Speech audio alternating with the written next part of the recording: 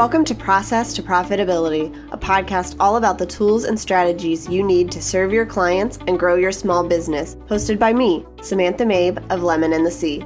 Join me as I chat with creative entrepreneurs and small business owners about how they built and grew their businesses and how you can do the same in a way that fits you. Let's get started. You're listening to episode 95 of Process to Profitability. Today, I'm talking about managing entrepreneurial anxiety with Wendy Breakstone. We have a great conversation for you guys to listen in on today, talking about why entrepreneurs tend to struggle with anxiety, how we can set and achieve goals in our businesses, and some recommendations for planning for the future.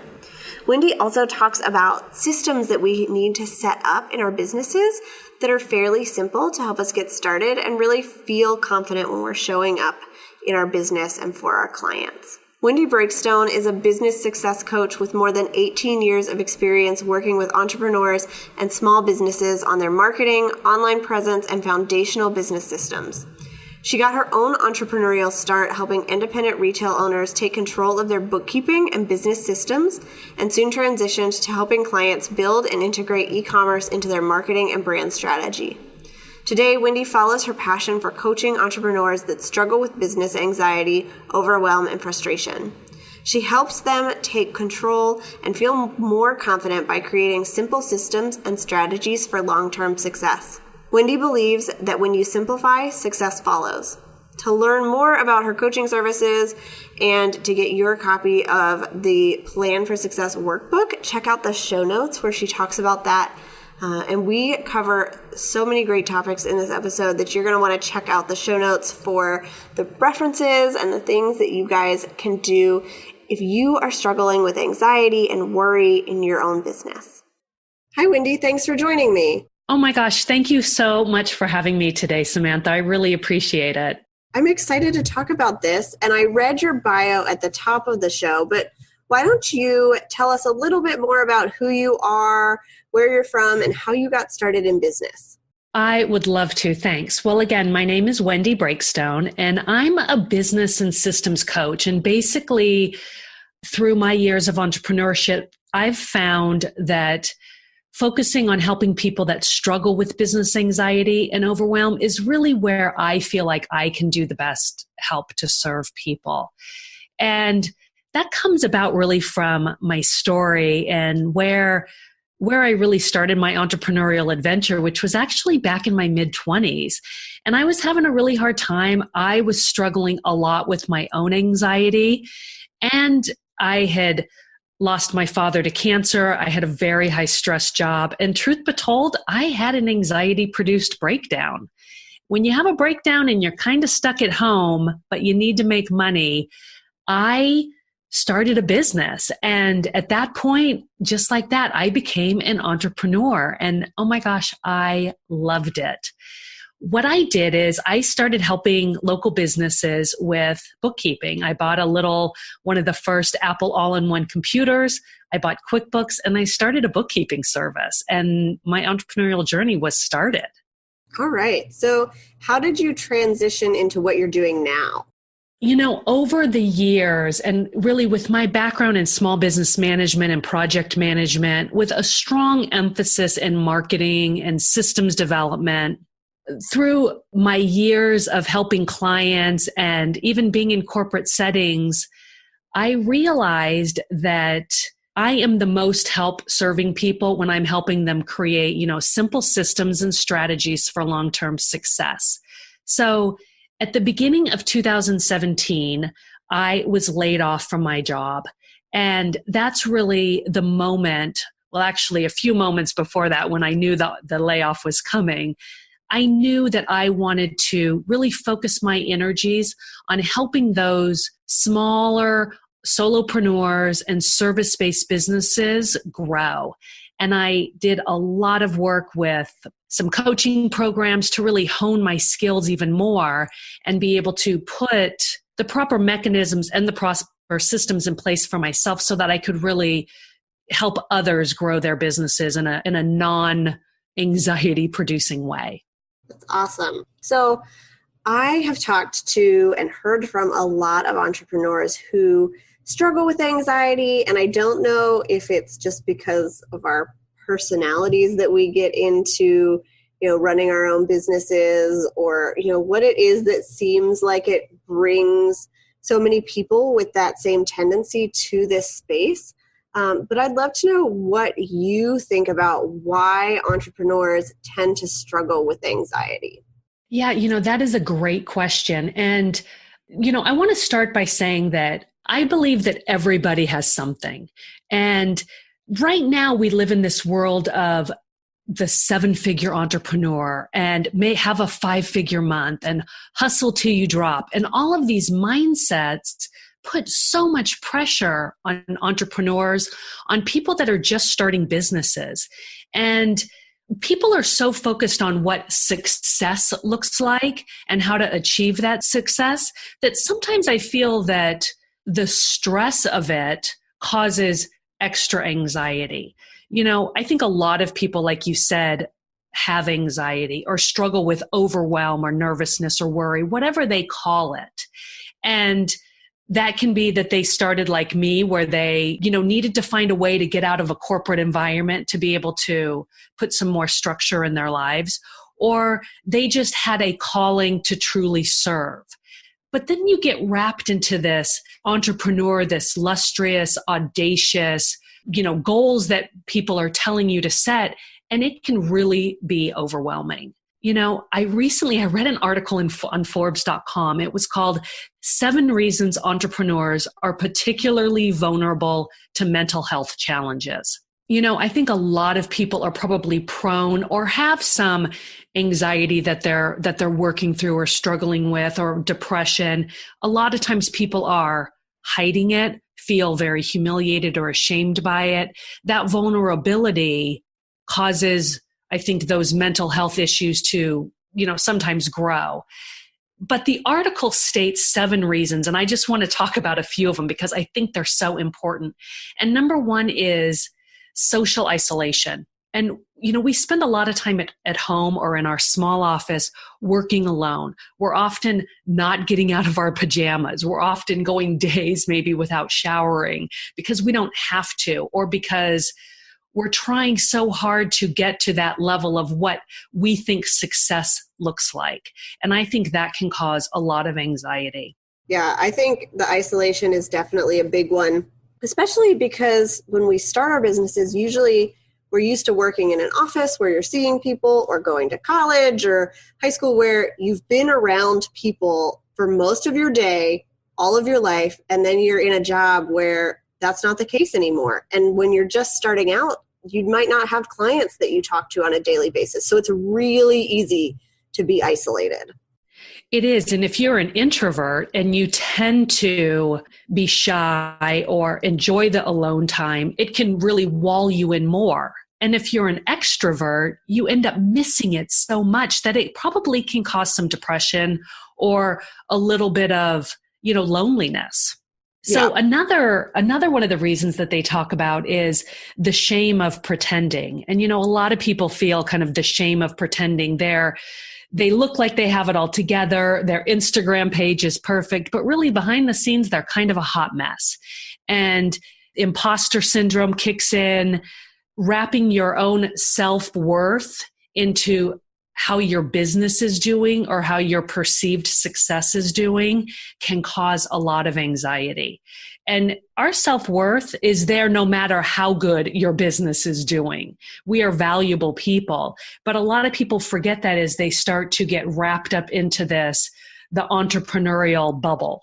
Oh, yeah, that's definitely true. And we see that a lot because everything in your business depends on you. You're doing it on your own. And so it's easy to say, well, if I'm not doing a good job at this, then, I am not worth as much. And we equate our personal worth with making money and all of that. So it gets really kind of tied up and tangled in there when we're talking about all of it and when we're thinking about it in our own business.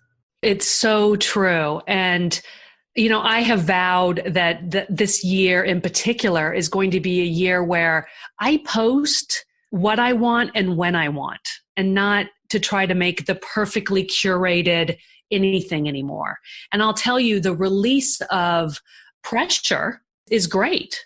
More people, I think, when they start to realize that their voice and their self-worth and their gifts are so badly needed out there, and stop worrying so much on the success, I think that alone makes the anxiety just really release a little bit too.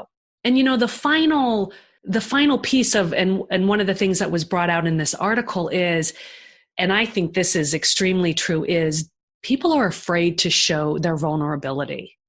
And when you hide your vulnerability and you pretend it's not there, it causes you even more shame and humiliation. And I think when we show up in our business, and especially if you're a service-based business and you're a solopreneur, when you show and share truly your vulnerability, it can help your anxiety just release. And I know from personal experience that has been one of the true gifts that I have found when working with clients, is when I share my anxiety stories, it helps them to understand that it's okay and that they're still valuable even with anxiety. Yeah. And I love that I have seen a trend, at least with some entrepreneurs on social media, that we are sharing more of that, more of our struggles and what's going on behind the scenes and what it really looks like. And so I think we are coming to a place, maybe not everybody, but where there are people that are out there that are doing that are seeing really great results. So I'm hoping that as we see other people doing it, we're more willing to do that as well, and open up about those things and realize that it doesn't turn people away. It actually draws people in because they're going through the exact same things that we are. You are so right. And I have really begun to also see that trend where people are really showing their true selves. They're showing up. If they are in their pajamas and they haven't showered for a couple days, they are showing up because they have gifts to share. And those people that are truly part of their tribe are going to be so attracted to them. And I see it in my own business. I'm sure you see it in yours as well. Yeah. Okay. So we talked about those three main reasons. I think those are all very true. And I've seen them in myself and other people that I've talked to, business owners, people I've interviewed. There's a lot of these things that we really struggle with. So how can people who are struggling with anxiety or worry or whatever it is that they call that feeling set and achieve goals for their business? Because, we are coming into 2019 when we're recording this. Everybody's talking about goals and figuring out what's going on for the new year. So how can we balance those things? Yes, I love this question because even if we're right now, you're right. We are at the beginning of the year, but no matter when people listen to this, I think first and foremost, set goals based on how you want to show up in your business. Set goals based on how you want to help and serve others. I try not to set goals based on a monetary or dollar value because then you start to just chase money. And I think when you can get crystal clear on setting goals based on how and who you serve, your passion, your true purpose comes out and you will achieve those goals and also achieve them in a way that isn't it feels so much more rewarding. When was the last time you checked to make sure your website was healthy? The only way to know if your website is serving your business and working correctly is to make maintenance a regular part of your to-do list. I've created a maintenance guide at lemonandthesea.com/maintenance that will help you get a picture of how your website is performing, what's working and what isn't, and the things you can work on improving so that you can continue to show off your expertise and bring in more dream clients. Inside, you'll learn why website maintenance isn't something to put off until next week, 15 tasks you should be doing on a regular basis to maintain your website, and the tasks you need to do weekly, monthly, quarterly, and yearly. Get the guide at lemonandthesea.com/maintenance. So can you give us an example of what one of those goals might look like and then how somebody could go about achieving them? Because I think money goals are generally pretty easy. There's a number attached to it, but some of these other ones, we don't have that number attached that we're working towards. Yeah, and it is very easy to set the money goal and the monetary goal. And at the end of the day, you will probably need to figure out, okay, let me give you an example of how this could work when you're thinking about service versus money. You might decide that you want to serve 100 women this year to help them lose weight, for instance. So if you're a weight loss coach or you're a weight loss mentor, your goal could very well be to help 100 women get fit and healthy. Now, you can then start to think about, well, how can I break that out over the year? And I recommend setting like objective blocks or building a bridge to your big goal. Because here's another thing that I think causes a lot of anxiety in people is they set a big goal and they're standing on one side of the Grand Canyon and the big goal is standing on the other side of the Grand Canyon. How are you going to reach it? And the simplest way is to build a bridge. So I recommend kind of building a bridge of objective blocks that bring you to your big goal. So if your big goal is to serve 100 women, for instance, then you can build objective blocks by quarter or by month of how many women you need to serve that quarter. So for instance, you could know that you need to attract and sign 25 new women up per quarter for your program. And that way, then you can start to manage the goal better in your mind and release a lot of the anxiety and a lot of the swirling that goes around with the idea of how are you going to get to that big goal? Does that make sense? Yeah, that definitely makes sense. And I think you're still having kind of a set number that you can look at and plan for, but you're breaking it down in a way that's a whole lot less stressful than just at the end of the year, either I reached this or I didn't. Exactly. And then you're starting to think about how you're helping people and how you're using your passion and your true purpose to help you reach your goals. You're still going to have to do some math and, figure out, what that number would look like. But I think it's better overall. And it's better when you're working towards setting and achieving goals, especially if you struggle with anxiety of trying to look out at a big goal, to think about the service piece of it and what really brings you into your business. Okay, so do you have recommendations for how we should choose what we're focusing on when we're looking towards the future and doing this planning? How can we kind of set this out so that we can move forward with less anxiety?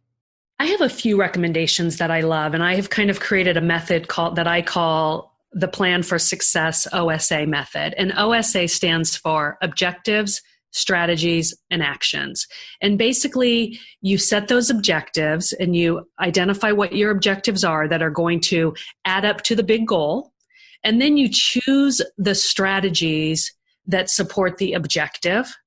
And then from there, the strategy is broken down into the action or the actionable items that you need to do that align back to the strategy. Now, one of the things that you can consider, depending on what time of the year it is for you, a lot of the times, if it's the middle of summer and you know that you're going to take a 3-week vacation, or you know that you're going to be taking, an extended break at some period of time, don't align the strategies that are high effort during that objective block.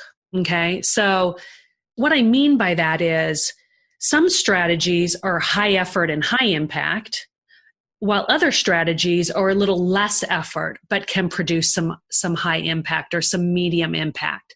So it's great to consider how that strategy that you're going to choose, what the level of effort is that it's going to take to meet the objective.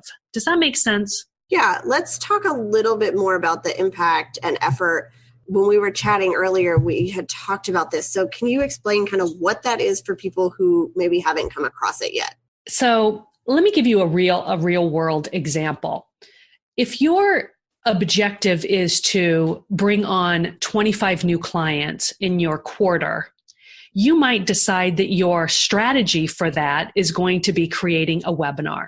A webinar is high effort. You have to create slides. You have to set it up. You have to do a lot of promotion for it. You have to schedule the Zoom. You have to do a lot of things. So that is a high effort task, but it also can have a very high impact return. On the other hand, you might decide, well, I'm just going to create a new lead magnet and place some Facebook ads and do some list building. Now that might be less effort, but still create a high impact of new leads coming in. Does that help kind of define how you can kind of measure high effort versus high impact? Yes. And so you're recommending that kind of as we look towards the future, we pick strategies that make sense for our schedules. So if for my maternity leave, when I go on that, it would not make any sense for me to be planning to host webinars during that, because that would be a lot of work that I am not going to want to do.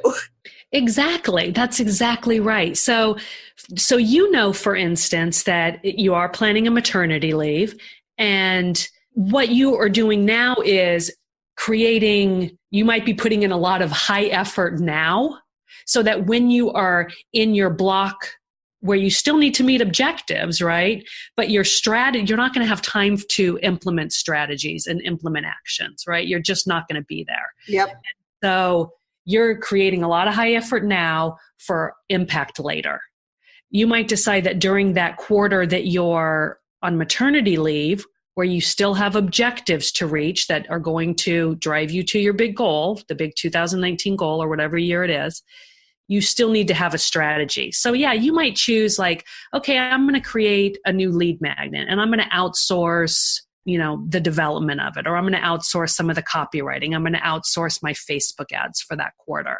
So yeah, that's a great example. Okay. So do you have other recommendations for planning for the future?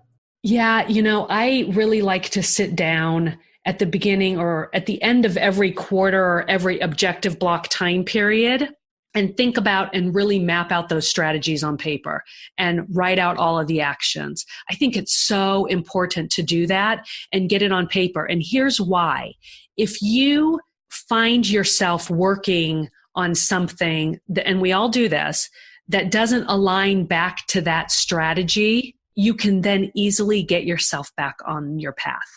And that's why we do the OSA method, is because everything you do ends up aligning back to the objective. And so if you know that you're, spending a lot of time working on something and you realize that really doesn't align back to my objective, you can quickly and more easily or more simply align yourself back on track. Yeah. That makes a lot of sense. So it's kind of like taking your objective for the quarter or the month or whatever time period you're looking at, kind of writing down the steps you need to take so that you can go back and just make sure that you are getting those things done. And if you get distracted by stuff, which I do all the time, you have something to look back at so that you're not going, oh, wait, what was I supposed to be doing? And, have no idea what the plan was.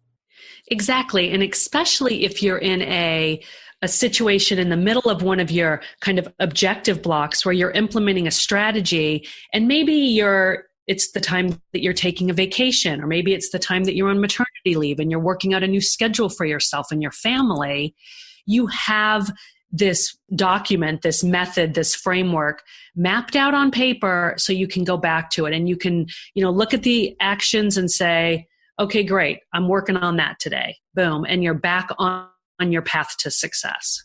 All right. Anything else for recommendations before we start talking a little bit about systems? I love to look at things in terms of micro processes or micro projects. And you can really think of turning anything into a little project, which has a start, a middle, and an end. And when you think of little micro projects, it's often easier, like your objective blocks, to get your head around it.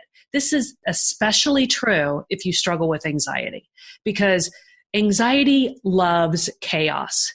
And the minute your head kind of begins to swirl about all these things you have to do, anxiety is going to attach to that, and it's going to heighten the chaos that you're feeling in your mind. So I think any way that you can figure out how to break your projects into even micro projects, that will help you quite a bit. Yes. Yeah, I love that recommendation. I do this a lot with my client work because somebody will send me a whole list of things that they want done on their websites. And if I just look at that list, I get really overwhelmed and I'm like, I don't have time for this. I don't know when I'm going to fit it in my schedule. But if I can sit down and kind of write out, okay, we need to do this little micro project, then we need to do this little micro project. It's a whole lot easier to estimate how long it's going to take me and really motivate myself to get it done because I'm not trying to tackle everything at once. Instead, I'm looking at these smaller things that I can get done, that I can say, okay, this part is done. Now I can move on to the next thing. That's a great example because especially in your line of work, systems and being systematic is really a great way to operate. And when you're dealing with other clients that are just throwing ideas and changes over the fence at you, which we all have happen, it can get to be overwhelming. And, that brings up a really great point also that I think I want to make here before we move on to talking a little bit about systems. And that is, go easy on yourself. We put a lot of pressure on ourselves as entrepreneurs, going back to the beginning of this conversation. And you might plan it out. And, the best intentions are great, but sometimes you get into the middle of something and you realize that you need to pivot. Mm-hmm. And that is okay. And you need to offer yourself some grace and roll with it a little bit too.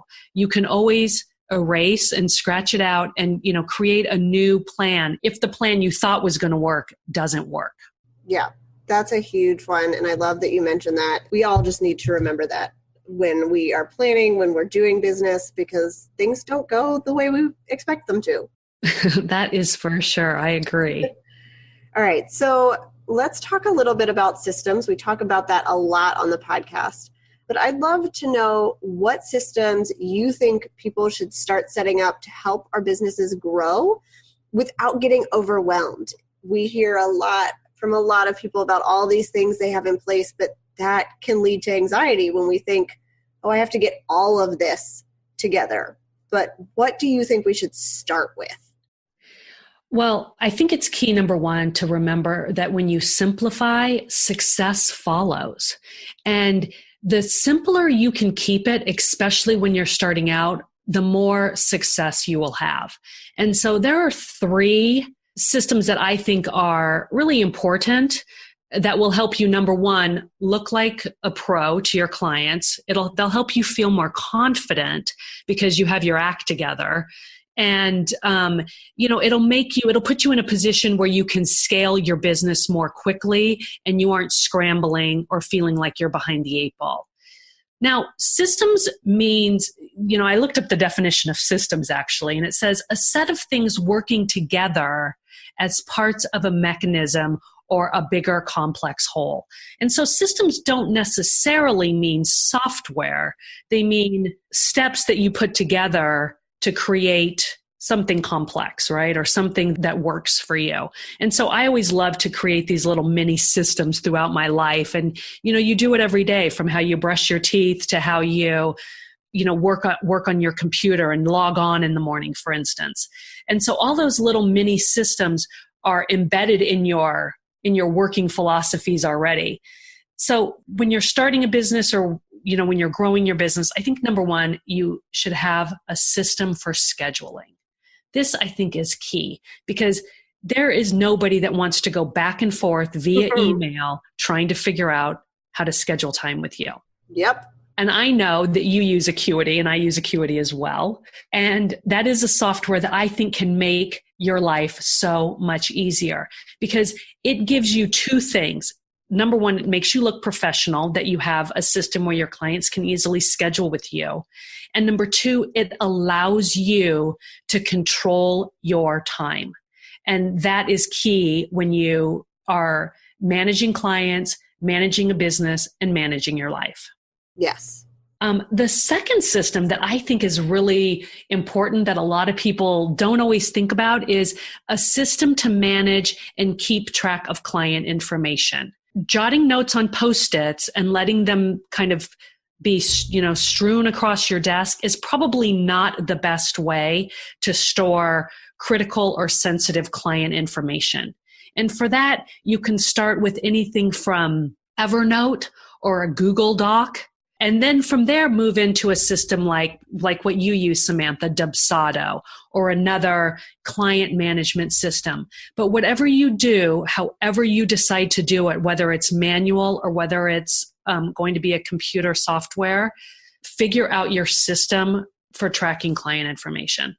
Yes. And I love that you mentioned that it doesn't have to be a big software that you're starting out with. I mean, I started out in an Excel spreadsheet where I kept people's information. So do what works for your business, what you have as far as resources when you're first starting out, and then you can grow that as you have time and as you need to. Absolutely. Keep it simple. Whatever feels the most simple for you is what you should use.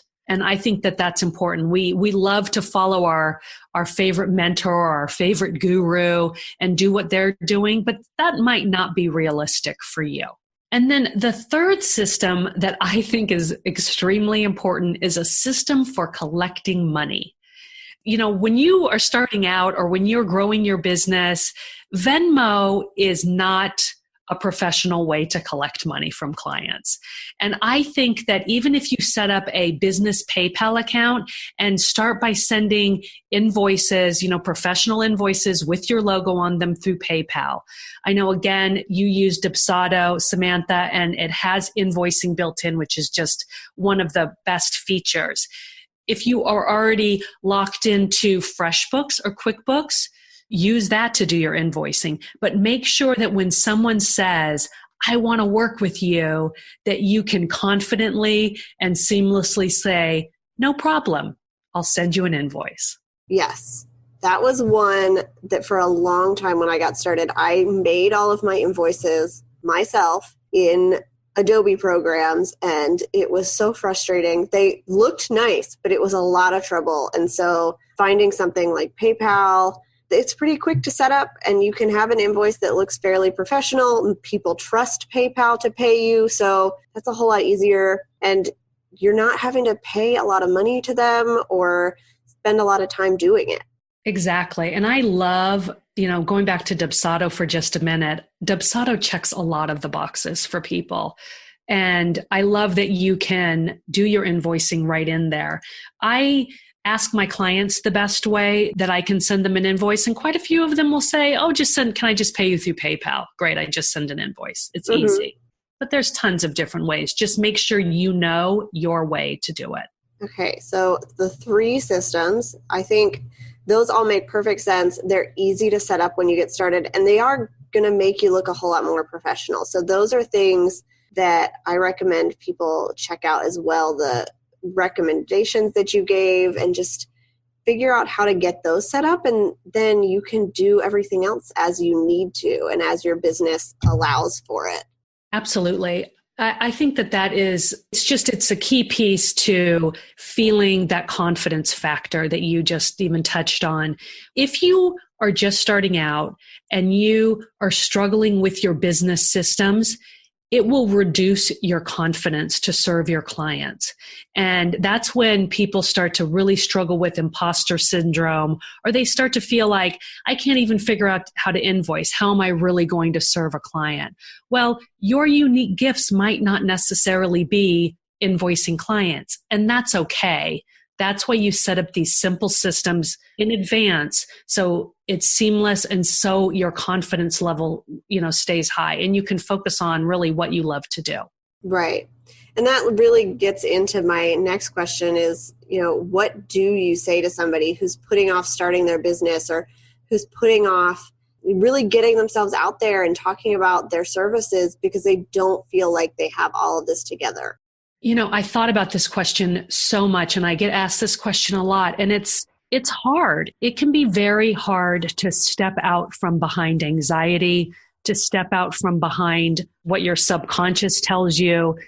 But the reality is that if you are called to serve with whatever your special gifts are, it's a disservice not to step up.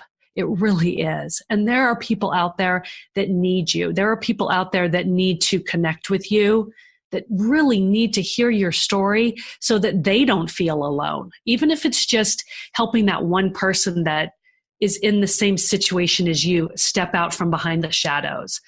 you don't need a lot to run a business. And as your business grows, you can scale. If you just start with those 3 systems that we just talked about, I think that you'll set yourself up for success, and there's nothing that you can't accomplish in your business. Absolutely. I love that. So before we wrap up with some action steps, do you have anything else you want to share about managing anxiety and getting all of this stuff into place? Yeah, there are 3 action steps that I'd love to share with listeners. And the first one is, when you're setting your big goals, I love to do this visualization, and here's what it looks like. I know a lot of people say, create big reach goals or stretch goals, but here's how I like to visualize it. Imagine standing on your tiptoes and stretching your arm up as far as possible. Maybe even your side is burning a little bit when you stretch up your arm. And when you're in this position, you can touch that goal. That's how I believe that people should set goals.